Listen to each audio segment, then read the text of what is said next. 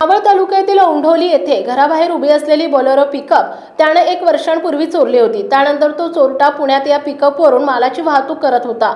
वाघोली पोलिसांना मिळालेल्या माहितीवरून त्यांनी या चोरट्याला गाडीसह ताब्यात घेतलाय। सुनील कांबळे असं या चोरट्याचं नाव आहे। वाघोली पोलीस पेट्रोलिंग करत असताना 19 जून रोजी वागेश्वर मंदिराजवळ आले। त्यावेळी पोलीस अंमलदार प्रदीप मोटे यांना बातमीदारामार्फत बातमी मिळाली की एक अर्धवट नंबर प्लेट असलेली पिकअप वाघोली बाजारतळ येथे उभी आहे। या बातमीनुसार पोलीस वाघोली बाजारतळ येथे आले। तेथे अर्धवट नंबर प्लेट असलेली पिकअप दिसून आली।